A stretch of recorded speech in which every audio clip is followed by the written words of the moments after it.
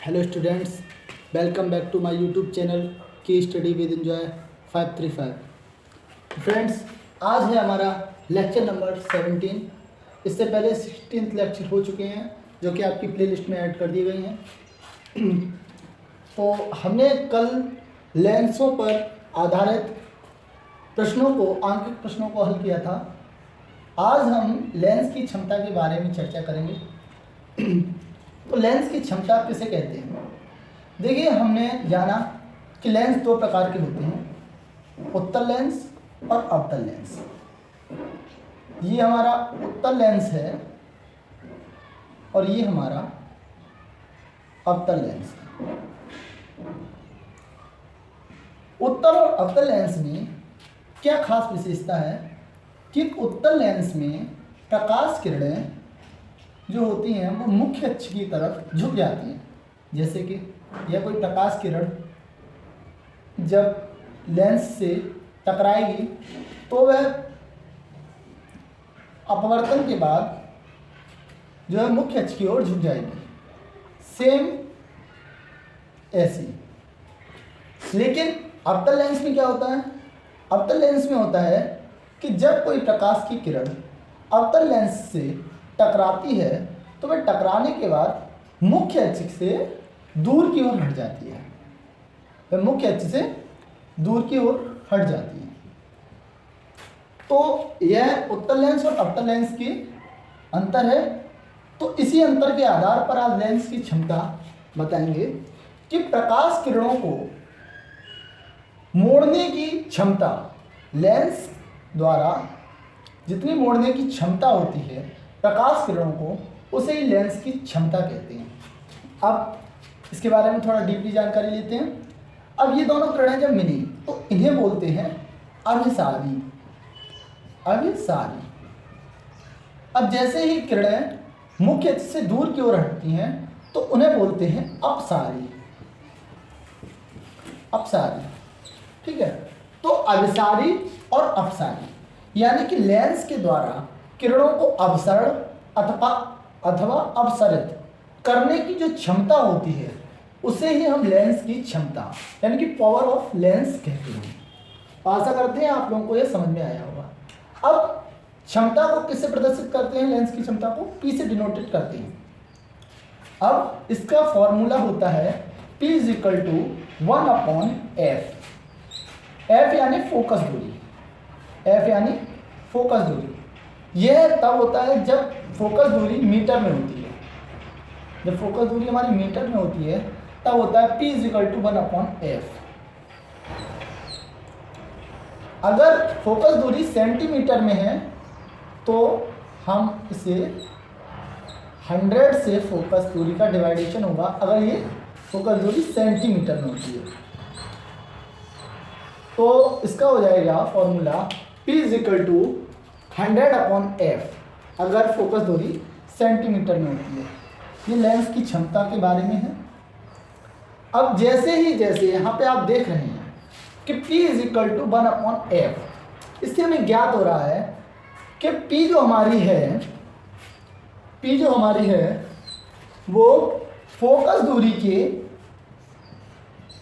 कैसी है? इनवर्सली मतलब व्युत्क्रमानुपाती होती है। यानी कि फोकस दूरी जितनी अधिक होगी लेंस की क्षमता उतनी ही कम होगी, ठीक है। और फोकस दूरी जितनी कम होगी लेंस की क्षमता उतनी ही अधिक होगी, क्योंकि यह लेंस के ऊपर डिपेंड करता है, ना कि प्रकाश किरणों के ऊपर। लेंस की फोकस दूरी भी लेंस के ऊपर डिपेंड करती है, लेंस की क्षमता भी लेंस के ऊपर डिपेंड करती है।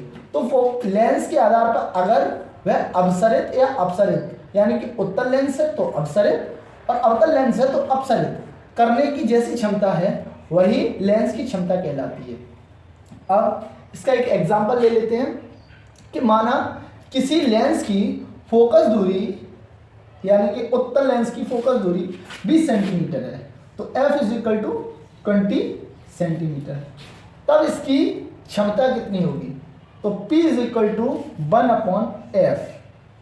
यही होगा? नहीं, क्यों? क्योंकि ये सेंटीमीटर में, और सेंटीमीटर के लिए कौन सा फॉर्मूला होगा?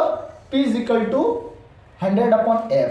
तो 100/F, तो यहां पर F की वैल्यू 100/20, ये आ गए हमारे 5। ठीक है, अब देखिए P का मात्रक, P इजिकल टू 5। अब P का मात्रक क्या होगा? इसका मात्रक हो सकता है मीटर इनवर्स, मीटर इनवर्स या डायोप्टर, इसे D से डिनोटेड करते हैं, डायोप्टर, डायोप्टर ये बोलेंगे। ठीक है, तो P इजिकल टू 100/F और P is equal to 100/20, P is equal to 5 dioptre. तो ये आ गई हमारी लेंस की क्षमता। अब देखिए, हम जानते हैं कि उत्तल लेंस के लिए हमारी फोकस दूरी हमेशा धनात्मक होती है। उत्तल लेंस के लिए फोकस दूरी कैसी होती है? धनात्मक। उत्तल लेंस के लिए फोकस दूरी कैसी होगी? F प्लस में। अगर फोकस दूरी धनात्मक होगी तो लेंस की क्षमता D भी कैसी, वो P कैसी होगी? धनात्मक। P is also positive. Okay, P भी हमारी धनात्मक होगी। और अवतल लेंस की फोकस दूरी कैसी होती है? माइनस में, निगेटिव। तो अवतल लेंस के लिए जब F हमारा माइनस में होगा तो D भी हमारा कैसा होगा? माइनस में, यानी कि P यानी कि लेंस की क्षमता कैसी होगी?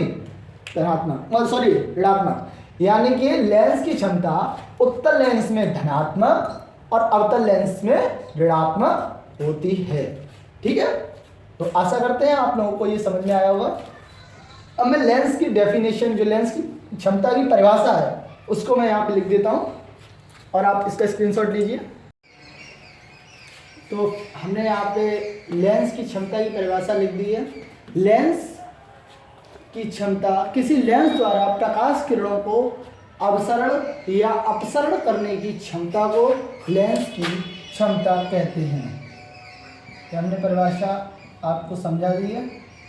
अब P इजिकल टू 1/F जब फोकस दूरी हमारी मीटर में होती है, और P इजिकल टू 100/F जब हमारी फोकस दूरी सेंटीमीटर में होती है। इसका मात्रक मीटर इनवर्स या डायोप्टर।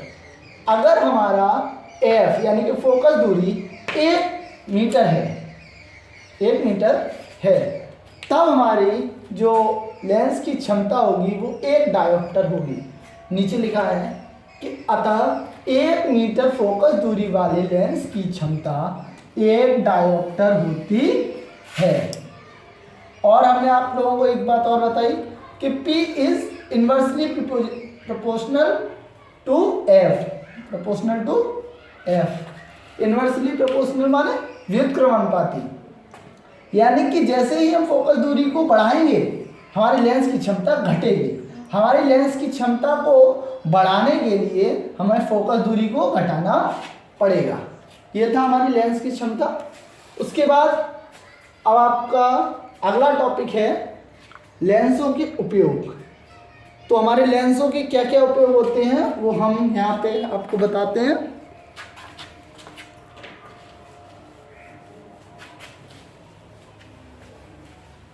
यहाँ पे हम शॉर्ट आपको बता देते हैं। आप पूरा अपनी नोटबुक पे विस्तार से लिखेंगे, हम आपको विस्तार से समझाएंगे और शॉर्ट रूप में बताएंगे। लेंस का उपयोग, इसका पहला उपयोग होगा स्वयं हमारे लिए, यानी कि मनुष्यों के नेत्र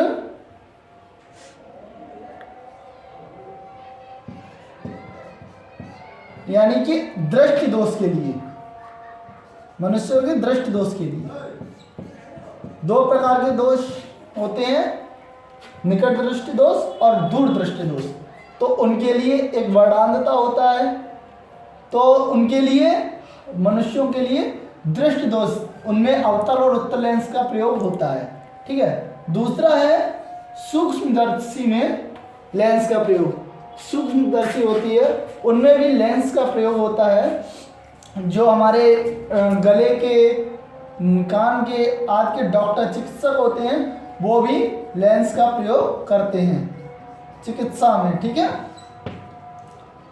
और हमारा तीसरा प्रयोग होगा कैमरे, जैसे मोबाइल फोन की जो कैमरे होते हैं उनमें नहीं, उनमें भी है कैमरे में, कैमरे आप जो फोटो लेते हैं उनमें भी हमें लेंस का प्रयोग करना होता है, ठीक है। और इसके साथ जहाँ पे आपको अपने चारों ओर के वातावरण पे लेंस का प्रयोग दिखे, यहाँ पे आप स्वयं उसको कीजिएगा। तो यहाँ पे लेंस का प्रयोग के साथ आज का ये चैप्टर 1 समाप्त होता है। प्रकाश, जो चैप्टर का नाम था प्रकाश, परावर्तन तथा अपवर्तन। तो परावर्तन और अपवर्तन दोनों ही आज कंप्लीट हुए। आज हमारा पहला चैप्टर कंप्लीट होता है और इसके कुछ important question answer next video में आपको मिलेंगे। इसी के साथ आज का लेक्चर समाप्त होता है और मिलते हैं अगले लेक्चर की तरफ। तब तक के लिए धन्यवाद।